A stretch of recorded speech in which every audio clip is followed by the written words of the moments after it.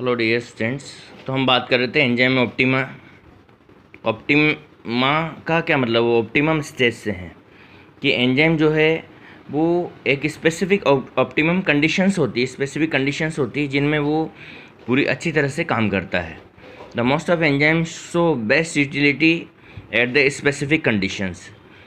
This referred as the enzyme options. The enzyme activity depend on the temperature, pH, substrate condition etcetera.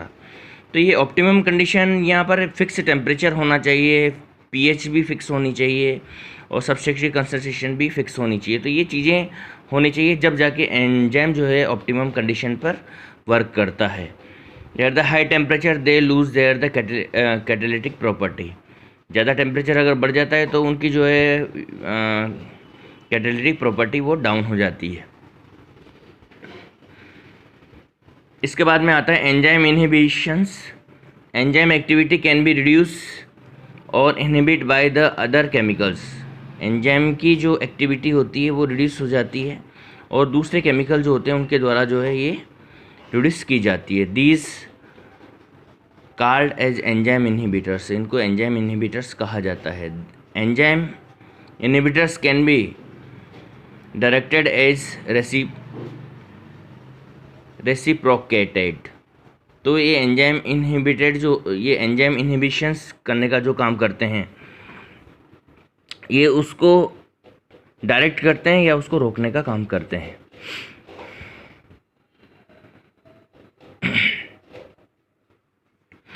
अब देखिए, इसके बाद में अपन बात करते हैं फैक्टर इफेक्टिंग एंजाइम एक्शंस। अब एंजाइम एक्शन को कौन कौन से फैक्टर होते हैं जो कि कंट्रोल करने का काम करते हैं या उसको इफेक्ट करने का काम करते हैं। सबसे पहले बात करते हैं टेम्परेचर की। देखिए, एंजाइम जो है ऑर्गेनिज्म के अंदर पाए जाते हैं और ऑप्टिमम कंडीशन पे ये सही तरीके से काम करते हैं।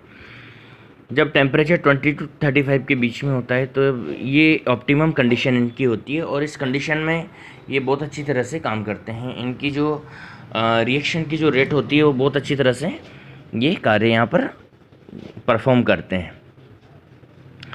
इस लिमिट के अंदर 10 डिग्री बढ़ने पर इनकी जो एंजाइम की एक्टिविटी जो होती है वो 2.5 गुना बढ़ जाती है। किसके अंदर? 20 to 35, यानी 20 से 30 होगा तो 2.5 गुना बढ़ जाएगी।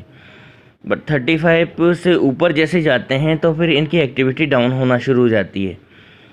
ठीक है, वो टेम्परेचर में जो है ये इनकी ये जो है डिक्रीज, टेम्परेचर इनका जो है डिक्रीज होना शुरू हो जाता है और इनकी केमिकल रिएक्टिविटी वो डाउन होना शुरू हो जाती है जैसे टेम्परेचर 35 से अबव जाता है।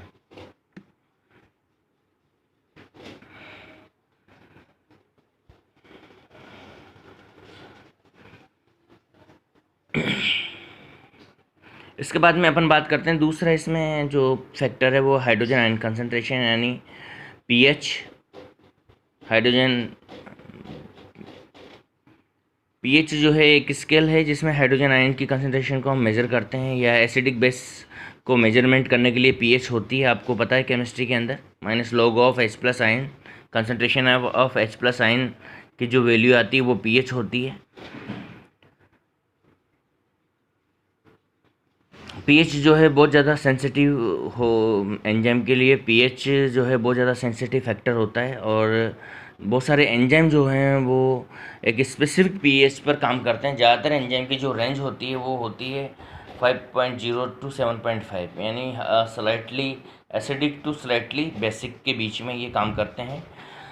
हाई एसिडिक और हाई बेसिक पर एंजाइम बिल्कुल भी वर्क नहीं करते हैं।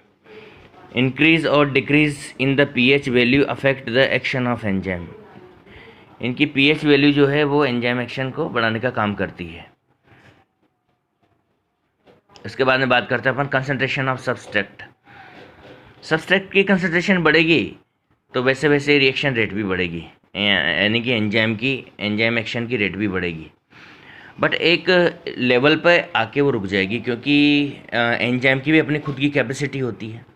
तो जब सब्सट्रैक्ट की रेट बढ़ेगी तो एक फिक्स कंसंट्रेशन तक तो बढ़ती चली जाएगी, उसके बाद में वो बिल्कुल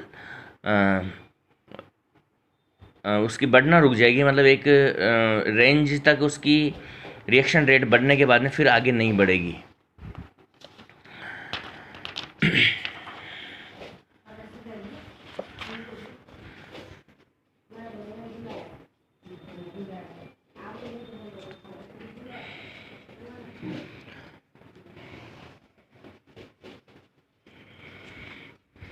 तो इसी को ही जो है हम एंजाइम की मैक्सिमम एफिशिएंसी या मैक्सिमम रेट के नेम से जानते हैं, जिसके बाद में आगे जो है रिएक्शन की रेट बढ़ना बंद हो जाती है, उसको मैक्सिमम एफिशिएंसी या मैक्सिमम रेट के नेम से जानते हैं। नेक्स्ट एंजाइम कंसंट्रेशन, वही है, एंजाइम कंसंट्रेशन बढ़ेगी तो रिएक्शन रेट बढ़ना है, बट वहाँ पर भी फिर सब्सट्रेट की कंसंट्रेशन जो है वो डिपेंड करेगी। एक लिमिट तक आप एंजाइम की कंसंट्रेशन बढ़ा देंगे तो बढ़ती चली जाएगी, लेकिन जब सब्सट्रेट कम पड़ने लग जाएगा तो रिएक्शन की रेट वापस से स्टेबल हो जाएगी। ठीक है, तो यहाँ पर जब एंजाइम की कंसंट्रेशन हम बढ़ाते हैं तो फिर वैसी कंडीशन में जो कंट्रोल करने का काम करती है वो सब्सट्रेट की कंसंट्रेशन है, और इसी तरह से जब सब्सट्रेट की कंसंट्रेशन बढ़ाते हैं तो फिर एंजाइम की कंसंट्रेशन वहाँ पर कंट्रोल करने का काम करती है। तो दोनों ही ये एक दूसरे से रिलेटेड है, यानी कि अगर आपको एंजाइम की कंसंट्रेशन बढ़ा रहे हो तो फिर साथ के साथ आप सब्सट्रेट की कंसंट्रेशन भी बढ़ाइए तो रिएक्शन की रेट बढ़ती हुई चलेगी। दोनों को बढ़ाना पड़ेगा आपको साथ के साथ।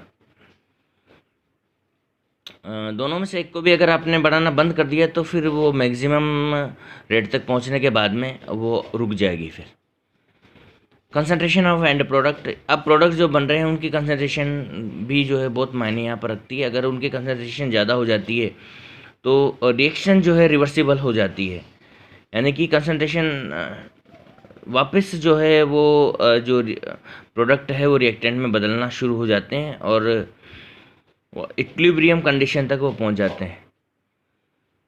पर ऐसी कंडीशन कमी आती है क्योंकि जो प्रोडक्ट बनते हैं उनका यूटिलाइजेशन होता रहता है, तो रिएक्शन जो है वो ज़्यादातर आगे की तरफ चलती रहती है। बट अगर उसका यूटिलाइजेशन कंसंट्रेट बन ज़्यादा रही है, प्रोडक्ट ज़्यादा बन रहे हैं और यूटिलाइजेशन नहीं हो रहा है तो फिर रिएक्शन रुक जाती है या फिर रिवर्सिबल डायरेक्शन में चलना शुरू हो जाती है। अब इसके बाद में लास्ट जो है वो है एंजाइम इनहिबिटर्स एंड पॉइजन।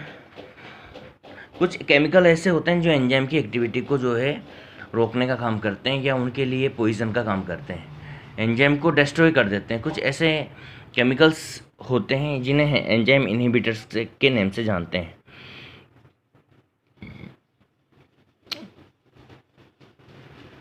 ये जो है एक्टिव एंजाइम पे रिएक्ट करते हैं और उसकी जो रिएक्टिविटी है उसको स्लो कर देते हैं या उसको ख़त्म कर देते हैं।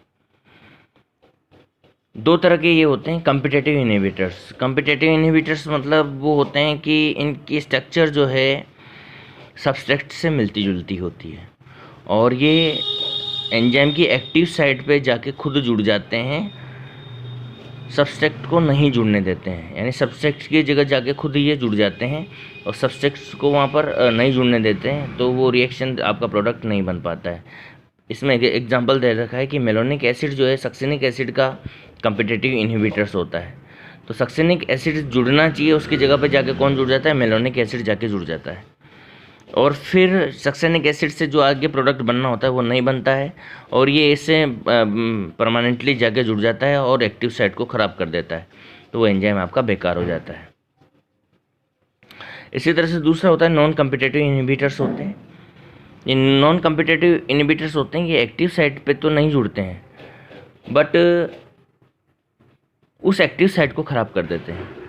जैसे ये उससे जाके जुड़ते हैं तो एंजाइम की एक्टिव साइट जो है वो उसका एक्टिव साइट जो होती है उसकी स्ट्रक्चर बदल जाती है और उससे जो है सब्सट्रेट जुड़ नहीं पाता है और सब्सट्रेट नहीं जुड़ेगा तो फिर रिएक्शन आगे बढ़ेगी नहीं। तो ये एंजाइम जो है नॉन कम्पिटिटिव होते हैं, अलग जगह पे जाके ये जुड़ जाते हैं बट जो है सब्सट्रेट को जुड़ने नहीं देते हैं, तो इनको हम नॉन कम्पिटिटिव इनहिबिटर्स कहते हैं। इसमें एग्जांपल है एंजाइम पॉइजन। कुछ एंजाइम जैसे एग्जांपल Pb+ है, Hg+ है, Ag+ है, ये etcetera cyanide caused denaturation of cytochrome oxidase used into the respiration। ये जो है एंजाइम की कंसंट्रेशन को स्ट्रक्चर एक्टिव साइट के स्ट्रक्चर को चेंज कर देते हैं। इसके अलावा साइनाइड जो होता है साइटोक्रोम ऑक्सीडेज जो एंजाइम होता है उसको डीनेचर कर देता है। And this type of inhibition on destruction can be overcome by increasing concentration of enzyme. इनको जो है एंजाइम की कंसंट्रेशन बढ़ाकर और इसको दिया जा सकता है। ठीक है बच्चों, आज के लिए इतना ही, इससे आगे अपन कल बात करेंगे।